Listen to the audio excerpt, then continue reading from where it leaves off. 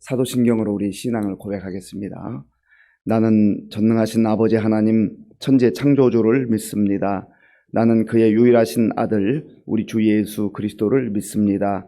그는 성령으로 잉태되어 동정녀 마리아에게서 나시고 본디오 빌라도에게 고난을 받아 십자가에 못 박혀 죽으시고 장사된 지 사흘 만에 죽은 자 가운데서 다시 살아나셨으며 하늘에 오르시어 전능하신 아버지 하나님 우편에 앉아 계시다가 거기로부터 살아있는 자와 죽은 자를 심판하러 오십니다. 나는 성령을 믿으며 거룩한 공교회와 성도의 교제와 죄를 용서받는 것과 몸의 부활과 영생을 믿습니다. 아멘. 하나님께서 오늘 우리에게 주시는 말씀은 베드로전서 4장입니다. 신약 성경 380쪽 베드로전서 4장을 교독하겠습니다. 그리스도께서 이미 육체의 고난을 받으셨으니 너희도 같은 마음으로 갑옷을 삼으라. 이는 육체의 고난을 받은 자는 죄를 그쳤음이니 그 후로는 다시 사람의 정욕을 따르지 않고 하나님의 뜻을 따라 육체의 남은 때를 살게 하려 함이라. 너희가 음란과 정욕과 술취함과 방탕과 향락과 무법한 우상 숭배를 하여 이방인의 뜻을 따라 행한 것은 지나간 때로 족하도다.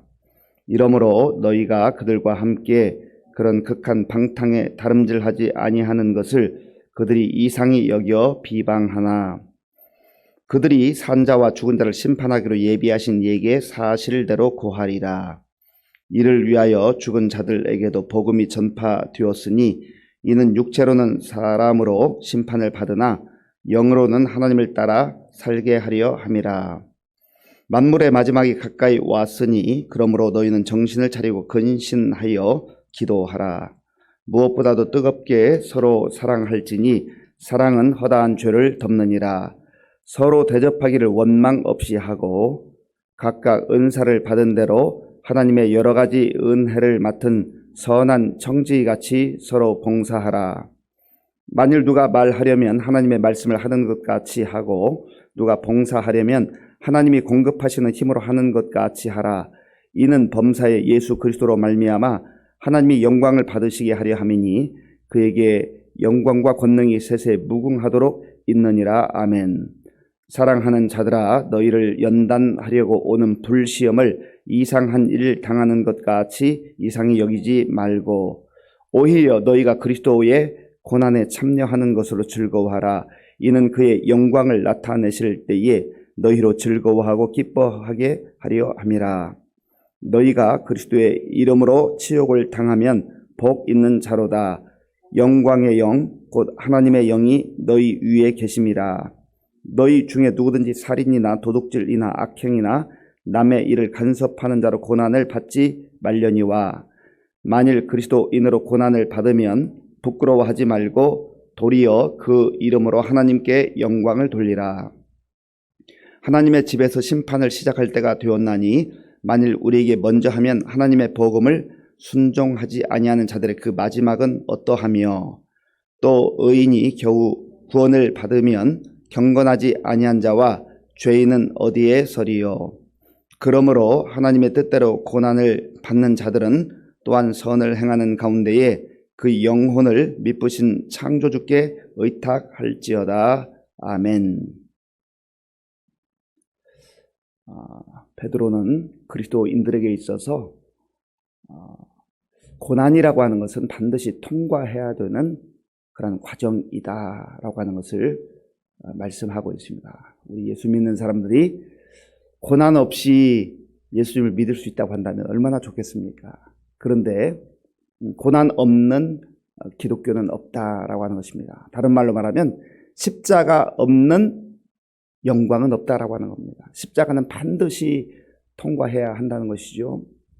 만약 십자가가 없이도 우리가 예수님을 믿을 수 있었고 예수님을 따라갈 수 있었다고 한다면 예수님께서 왜 친히 너희 중에 아무든지 나를 따라오려거든 자기를 부인하고 자기 십자가를 지라고 말씀하셨을까요?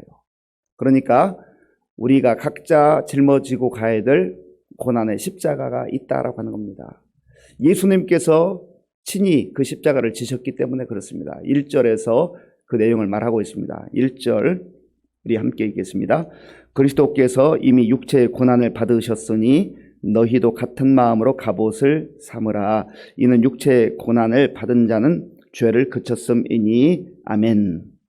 예수님은 죄가 없는 분임에도 불구하고, 아니 죄를 알지도 못하시는 분임에도 불구하고 십자가를 지는 고난을 받으셨습니다. 많은 모욕과 수모와 멸시를 당하기까지 하셨죠. 왜 그렇습니까? 우리가 받아야 될 그 모욕, 수치, 고통, 아픔, 눈물, 심지어 죽음까지도 예수님이 대신 짊어지신 것입니다. 그래서 그가 징계를 받음으로 우리가 평화를 누리고, 그가 채찍에 맞음으로 우리가 나음을 입었도다. 예수님께서는 그 죄의 값을, 당신의 값을 담당하는 것이 아니라 바로 저와 여러분의 값을 담당하셨다라는 것이죠. 그래서 우리도 그 예수님을 따라가는 그 길에 반드시 고난이 있다라고 말해요. 1절을 제가 한 번 더 읽겠습니다. 그리스도께서 이미 육체의 고난을 받으셨으니 너희도 같은 마음으로 갑옷을 입으라. 이는 육체의 고난을 받은 자는 죄를 그쳤음이니. 아멘. 너희도 같은 마음으로 갑옷을 입으라. 갑옷은 원래 전쟁터에 나갈 때 입는 그 옷이지 않습니까? 그런데 왜 육체의 마음으로 갑옷을 입으라라고 베드로가 권면할까요? 이것은 실제 무기를 들고 나가서 싸우는 그 전쟁터에 나가서 싸움을 하기 위한 갑옷이 아니라 영적 싸움을 말하는 것입니다. 끊임없는 영적 싸움을 하기 때문에, 우리가 해야 되기 때문에 갑옷을 입어야 한다는 것이죠. 그리고 이 영적인 갑옷을 입고 세상에서 살아갈 때에 죄를 멀리할 수 있고 죄와 또한 싸워 이길 수 있다라고 하는 겁니다. 죄의 문제가 가장 심각하고 근본적인 문제라고 하는 것입니다. 이 죄 문제를 해결하지 않으면 끊임없이 육체적 욕망과 정욕에 따라서 끌려갈 수밖에 없다라고 하는 거예요. 사단은 우리가 하나님의 자녀로서 거룩한 삶을 살지 못하게 하고 죄로 끊임없이 끌리게 하는 그런 유혹을 한다라고 하는 것이죠. 자, 2절 3절을 제가 읽겠습니다. 그 후로는 다시 사람의 정욕을 따르지 않고 하나님의 뜻을 따라 육체의 남은 때를 살게 하려 함이라. 너희가 음란과 정욕과 술 취함과 방탕과 향락과 무법함 우상 숭배를 하여 이방인의 뜻을 따라 행한 것은 지나간 때로 족하도다. 아멘.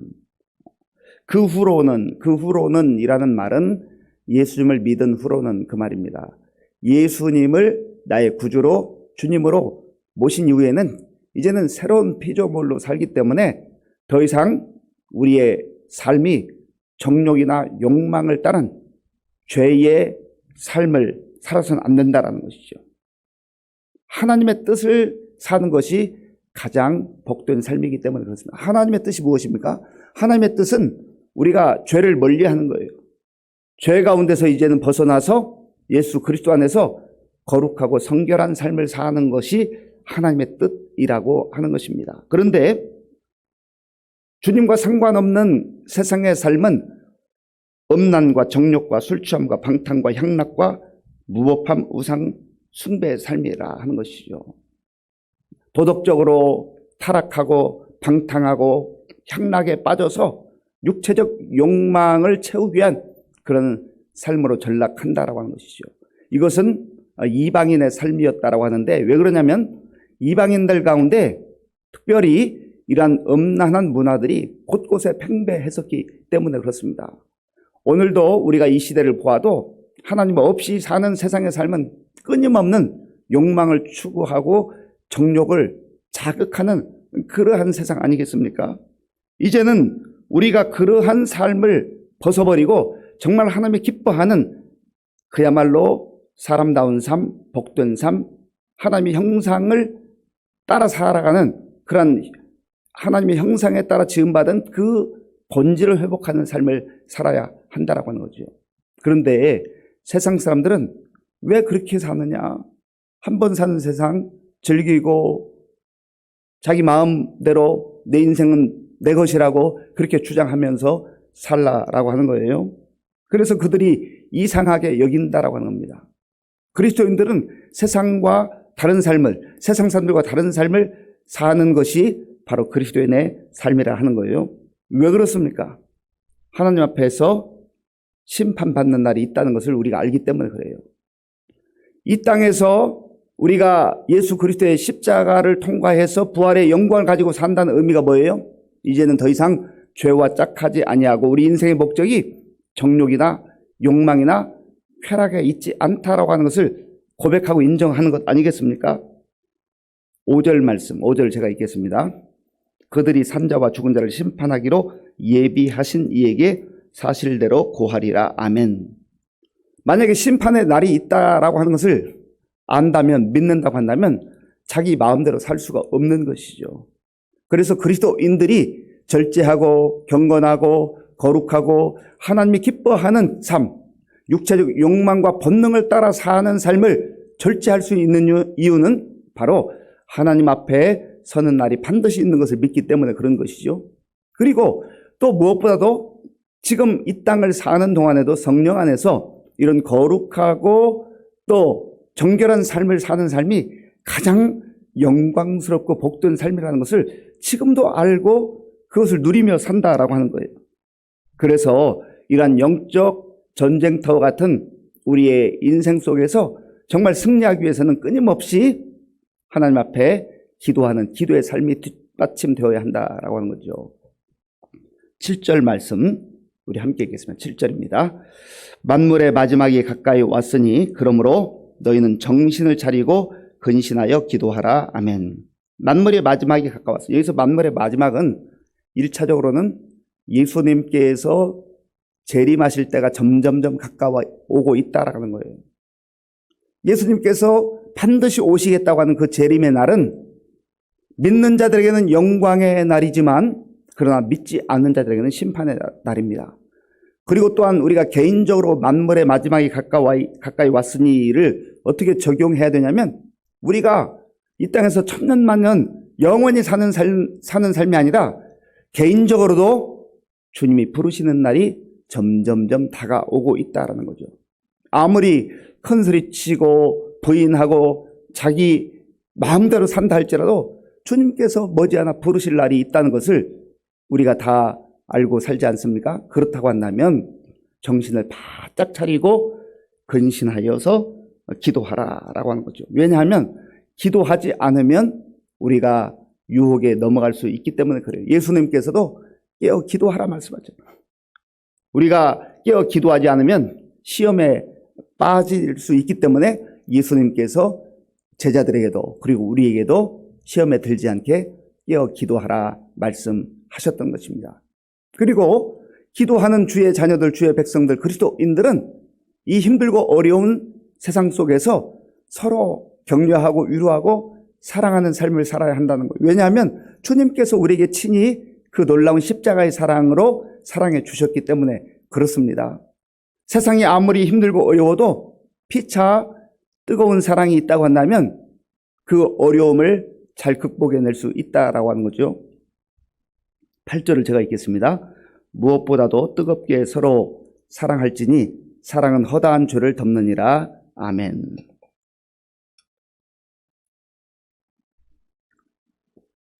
사랑이 식어진 곳에 우리 삶이 메마르고 사랑이 없는 곳에 고통이 있는 것 아니겠습니까?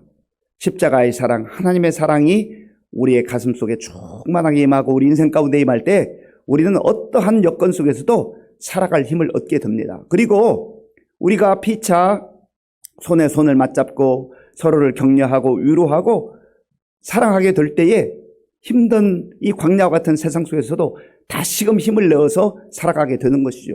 하나님께서 교회 공동체를 세워주신 이유가 바로 그것입니다. 내가 하나님 앞에 사랑을 많이 받고 은혜를 받는 것 너무나 소중하고 중요합니다. 그러나 그 사랑과 은혜가 흘러갈 수 있도록 내 옆에 있는 사람에게 흘러갈 수 있도록 그렇게 살아가는 삶이 복된 삶이라 하는 것입니다. 그리고 또한 이 세상 속에서 하나님께서 우리에게 주시는 기회를 따라서 봉사하고 섬기면서 살아갈 때 어떻게 해야 될 것인가? 중요한 내용을 11절에서 말하는데요. 우리 11절을 함께 읽겠습니다. 만일 누가 말하려면 하나님의 말씀을 하는 것 같이 하고 누가 봉사하려면 하나님이 공급하시는 힘으로 하는 것 같이 하라. 이는 범사에 예수 그리스도로 말미암아 하나님이 영광을 받으시게 하려 함이니 그에게 영광과 권능이 세세 무궁하도록 있느니라. 아멘. 누가 말하려면 하나님의 말씀을 하는 것 같이 하라. 이 무슨 의미입니까? 우리가 이 땅을 살아가면서 말을 할 때마다 자기 주장과 자기 고집을 피우지 말고 하나님께서 주신 말씀, 하나님께서 주신 은혜, 그것을 나누라고 하는 거예요. 그래야 그 인생도 복된 인생이 되고 또 내 말을 듣는 사람도 복된 삶을 살아가게 된다라고 하는 것이죠.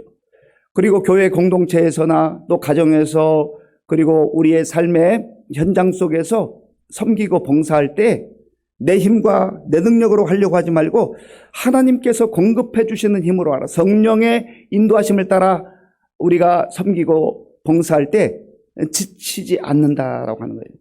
내 열심으로 하고 내 생각으로 봉사하면 일정 기간은 할 수 있지만 그러나 얼마 지나지 않아서 지치게 되고 그러면 또 다른 사람 하는 걸 불평하게 되고 원망하게 되고 그렇게 하게 된다는 겁니다. 봉사하면서도 섬기면서도 기쁨을 잃어버리게 된다라고 하는 거예요. 그래서 우리가 기쁨으로 즐거움으로 우리의 인생을 살 뿐만 아니라 또 공동체를 섬기고 성도들을 섬길 수 있는 비결은 늘 성령의 인도하심을 따라 성령께서 주시는 그 힘으로 감당할 때 우리는 지치지 않고 꾸준히 하나님의 나라를 위해서 또 교회 공동체를 위해서 성도들을 위해서 살아갈 수가 있다라고 하는 겁니다.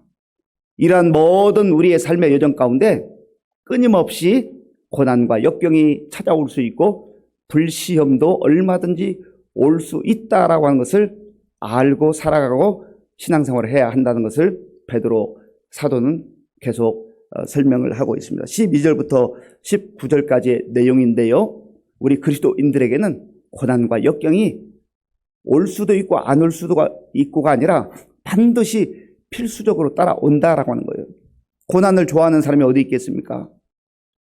고난은 힘든 거예요? 어려운 거예요? 그러나 베드로는 고난이 찾아올 때 그것 때문에 절망하거나 좌절을 하지 말고 오히려 즐거워하고 기뻐하라고 역설적으로 권면을 합니다. 13절 말씀, 14절 말씀, 13절, 14절을 제가 읽겠습니다. 오히려 너희가 그리스도의 고난에 참여하는 것으로 즐거워하라. 이는 그의 영광을 나타내실 때에 너희로 즐거워하고 기뻐하게 하려 함이라. 너희가 그리스도의 이름으로 치욕을 당하면 복 있는 자로다. 영광의 영, 곧 하나님의 영이 너 위에 계심이라. 아멘. 복음 때문에 고난을 받고 복음 때문에 박해를 받게 되는 경우에 낙심하거나 절망하지 말라는 거예요. 왜냐하면 그 고난만 있는 게 아니라 고난 뒤에 있는 하나님께서 약속하신 영광이 있기 때문에 그렇다라고 하는 것이죠. 그래서 예수님께서도 산상수훈에서 이렇게 말씀하셨어요. 마태복음 5장 11절 12절에 보면 나로 말미암아 너희를 욕하고 박해하고 거짓으로 너희를 거슬러 모든 악한 말을 할 때에는 너희에게 복이 있나니 기뻐하고 즐거워하라. 하늘에서 너희의 상이 큽니다. 고난 뒤에 있는 하나님께서 예비하신 그 영광의 상급이 있기 때문에 의의 면류관이 있기 때문에 그 의의 면류관을 바라보면서 고난의 시간들을 잘 통과해야 한다라고 하는 것이죠. 믿음의 선진들은 다 이런 과정을 통과했습니다. 특별히 우리의 구주이신 예수님께서 그 십자가를 통과하지 않았습니까? 십자가만 있었다고 한다면 우리가 어떻게 주님을 따라갈 수가 있겠습니까? 십자가 이후에 부활의 영광, 주님께서 약속하신 하나님 나라의 그 영광이 있기 때문에 우리가 이 고난도 기꺼이 감수할 수 있다라고 하는 것이죠. 마지막 19절 말씀 함께 읽겠습니다. 19절입니다. 그러므로 하나님의 뜻대로 고난을 받는 자들은 또한 선을 행하는 가운데에 그 영혼을 미쁘신 창조주께 의탁할지어다. 아멘.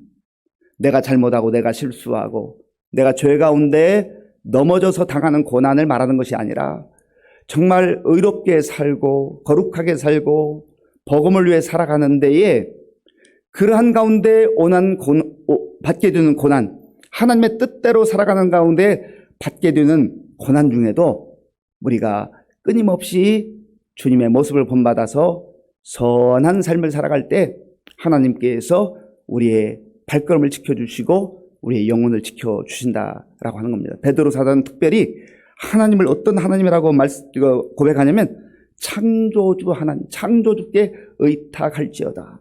창조주는 어떤 하나님이에요? 전능하신 하나님, 말씀으로 세상을 창조하신 하나님, 위대하신 하나님, 그 하나님께서 고난과 비교할 수 없는 능력으로 우리를 붙잡아 주시고 또 고난 너머에 놀라운 영광, 우리가 상상할 수 없는 하늘의 영광으로 우리를 인도해 주신다라고 하는 것을 꼭 기억할 수 있기를 바랍니다. 이 말씀 우리의 마음속에 간직하시고 우리의 믿음의 여정이 때로 힘들고 어렵다 할지라도 이제는 그리스도 안에서 새로운 피조물로 거룩하고 성결한 삶을 살아가시고 또 깨어 기도하는 가운데 하나님 말씀 붙들고 담대하게 살아갈 수 있는 저와 여러분들이 될 수 있기를 바랍니다. 아버지 하나님 감사합니다. 우리가 그리스도인으로 하나님의 자녀로 이 땅을 살아갈 때에 고난도 있고 박해도 있습니다. 하나님의 나라가 없다고 한다면, 하나님 앞에 서는 날이 없다고 한다면, 부활이 없다고 한다면 그리스도인이 가장 불쌍할 것이라고 바울도 고백을 했습니다. 그러나 하나님의 나라가 있고 부활의 영광이 있고 하나님 앞에 서는 날이 있기에 우리가 깨어 기도하며 하나님 말씀 가운데 순종하며 삽니다. 오늘 우리에게 믿음을 주셔서 말씀으로 승리하는 삶을 살아가게 하여 주시옵소서. 예수님의 이름으로 기도하옵나이다. 아멘. 주기도문으로 예배를 마치겠습니다. 하늘에 계신 우리 아버지, 아버지의 이름을 거룩하게 하시며 아버지의 나라가 오게 하시며 아버지의 뜻이 하늘에서와 같이 땅에서도 이루어지게 하소서. 오늘 우리에게 일용할 양식을 주시고 우리가 우리에게 잘못한 사람을 용서하여 준 것 같이 우리 죄를 용서하여 주시고 우리를 시험에 빠지지 않게 하시고 악에서 구하소서. 나라와 권능과 영광이 영원히 아버지의 것입니다. 아멘. 하나님께서 오늘 우리에게 주신 말씀을 생각하며 기도할 때에 예수님도 고난의 십자가를 통과하시고 부활의 영광을 얻으셨는데 우리도 말씀대로 살고 또 세상에서 죄와 짝하지 않고 살아갈 때 많은 고난과 역경이 있을 수 있습니다.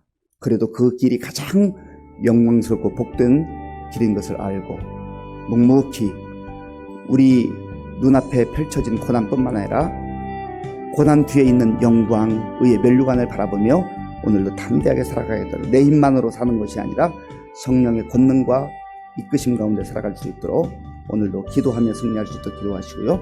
나라와 민족을 위해서 또 지도자를 위해서 기도해 주시기 바랍니다. 우리 교회 많은 어르신들과 특별히 환우들 여러분 계신데 환우들 위해서 기도해 주시고 다음 세대를 위해서 기도해 주시기 바랍니다. 우리 군 복무 중인 청년들 그리고 선교사님들 위해서 기도해 주시고 특별히 오늘 청원교에서 용천노회가 있는데 은혜 가운데 용천노회 잘 진행될 수 있도록 기도해 주시고 오늘 오후 3시에는 너희 중에 우리 최윤실 전도사님 목사 안수식이 있습니다. 교회에서 1시 20분에 출발을 하도록 하겠습니다. 우리 다 함께 기도하겠습니다.